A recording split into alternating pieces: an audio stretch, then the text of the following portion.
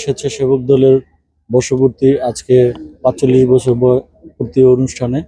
আমাদের কেন্দ্র থেকে আমাদের নির্দেশনা আসছে প্রতিটা জেলা এবং উপজেলা, থানা, পৌর সবার যত স্বাস্থ্য কমপ্লেক্স আছে স্বাস্থ্য কমপ্লেক্সে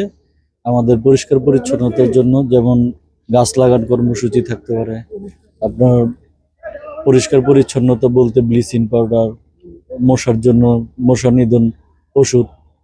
যত প্রকার পরিষ্কার পরিচ্ছন্নতা যা আসে আমরা সরঞ্জামাদি নিয়ে আমরা পরিষ্কার পরিচ্ছন্নতা সকাল থেকে শুরু করে এখন অবধি আমরা কাজ চলমান, সারাদিন ব্যাপী চলবে। এটা আমাদের কেন্দ্র থেকে আমাদের নির্দেশনা,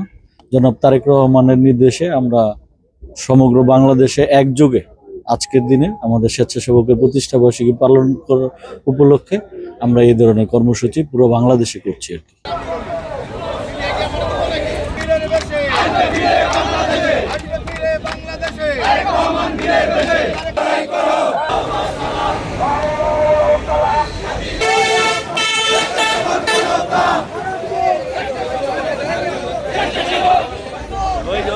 ভাই এটা কোনো কাজ করতেছে পিছনে তো সাংবাদিক ক্যামেরা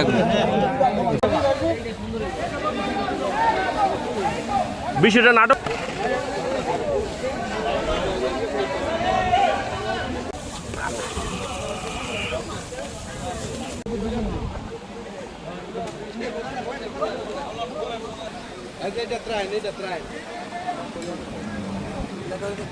বুঝি কিনা লাইছে